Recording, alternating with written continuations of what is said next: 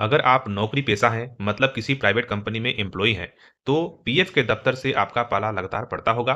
PF के पैसे के लिए दफ्तर का चक्कर लगाना, समय की कमी और न जाने क्या-क्या परेशानियां होती होंगी। लेकिन अब आपको परेशान होने की जरूरत नहीं पड़ेगी। आपको अपना पीएफ का पैसा निकालने के लिए ऑफिस का चक्कर भी नहीं लगाना पड़ेगा।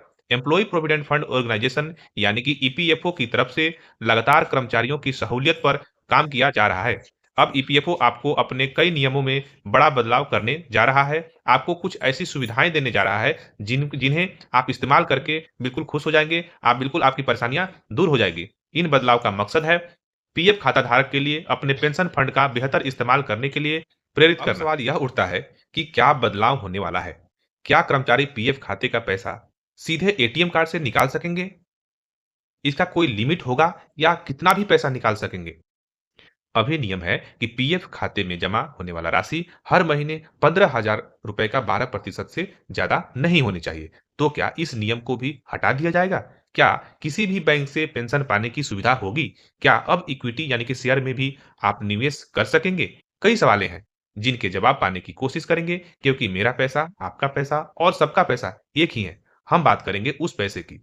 नमस्ते, मेरा नाम है राज पांडे और आप देख रहे हैं हमारा चैनल वर्कअप सीएससी। जैसा कि हमने आपको बताया कि नए साल यानी कि 2025 में ईपीएफओ आपके हित में अपने नियमों में कुछ बदलाव करने जा रहा है।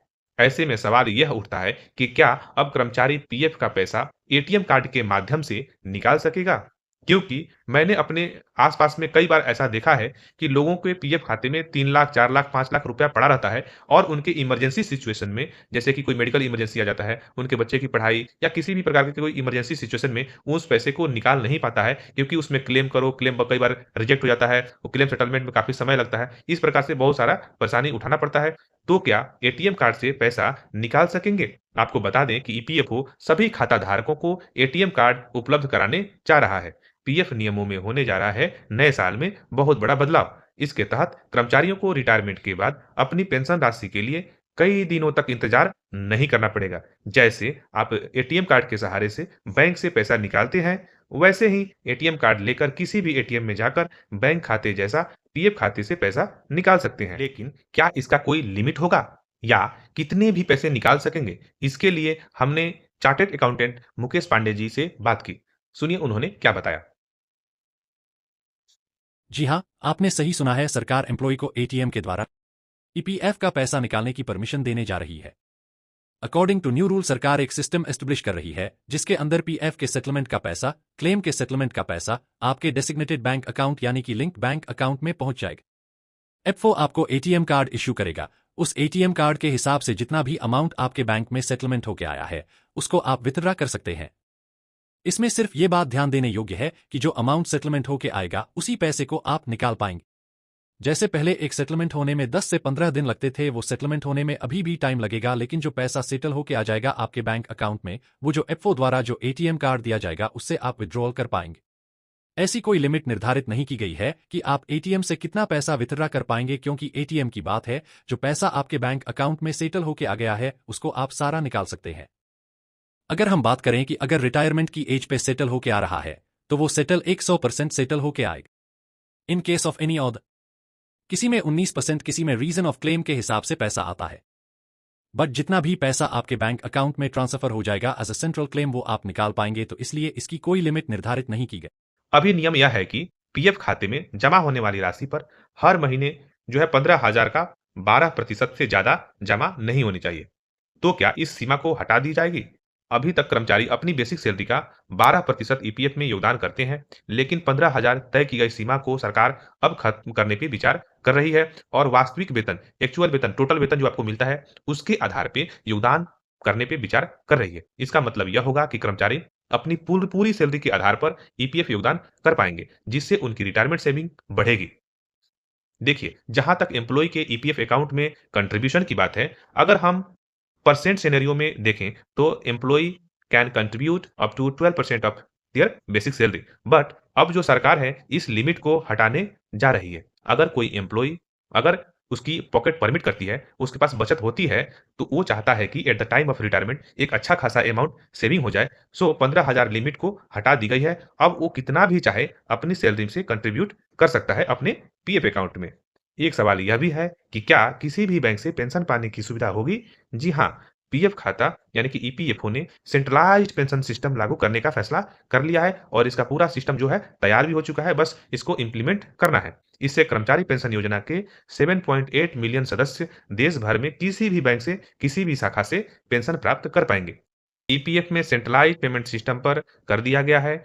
वो ये जो पेमेंट सिस्टम है, इसके अकॉर्डिंग आपकी पेंशन का पैसा आप किसी भी बैंक से जो भी आपके बैंक अकाउंट है, उससे अपने पेंशन के पैसे को निकाल सकेंगे। ये जो सिस्टम है, ये जो सिस्टम डेवलप हुआ है, ये आधार बेस्ड सिस्टम होगा। इसमें जो सेंट्रल जो पेमेंट सिस्टम है, इसके अकॉर्डिंग आप आपके जितने भी बैंक अकाउंट हैं, वो सारे के सारे इससे लिंक हो जाएँगे और आप जहाँ भी चाहें, आप इसको कर सकते हैं और उसमें एक चीज़ और यह भी होगा कि हर बार आपको अपने जो डेज़िग्नेटेड बैंक है, अकाउंट है, उसमें लाइव सर्टिफ़िकेट जाके देना पड़ता है, उससे भी अब आपको रिलीफ़ मिल जाएगा।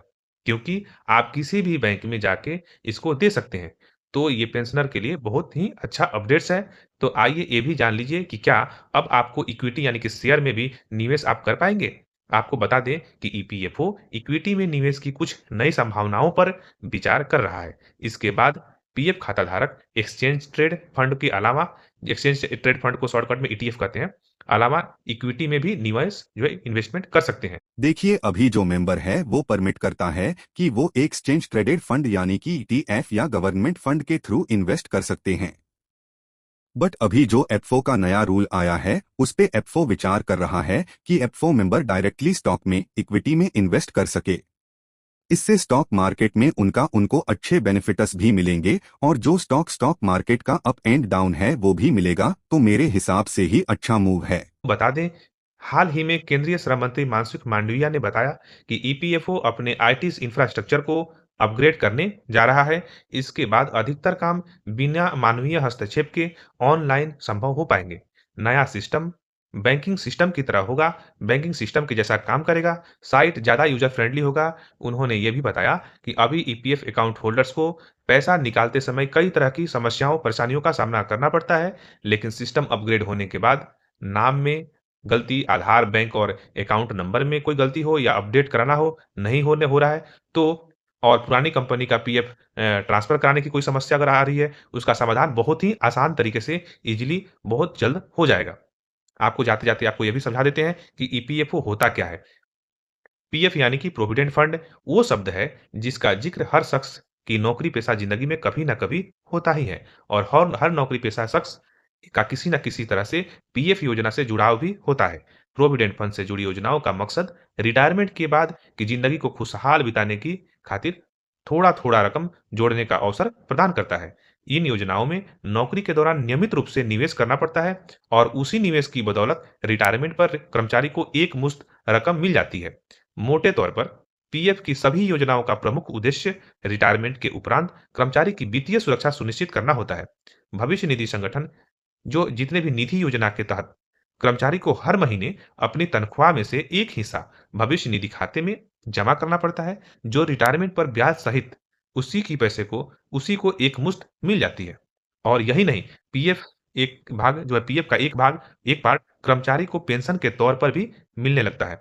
इस आपको इस वीडियो में मैंने जितना बताया आशा करता हूँ आपको समझ में आया होगा। तो इस वीडियो में इतना ही और आगे भी अच्छे-अच्छे अपडेट्स जानने के लिए वर्कअप सीएससी के साथ जुड़े रहें और सभी अभी तक आपने जो चैनल को सब्सक्राइब नहीं किया है, तो प्लीज़ आपसे रिक्वेस्ट है कि चैनल को सब्सक्राइब कर लें और वीडियो आपने पूरा देखा इसके लिए आपको बहुत-बहुत धन्यवाद और इस आपके मन में कोई सवाल उत्पन्न होता हो, आपके मन में इस वीडियो के बारे में कुछ फीडबैक आता हो, तो आप कमेंट में अवश्य दें।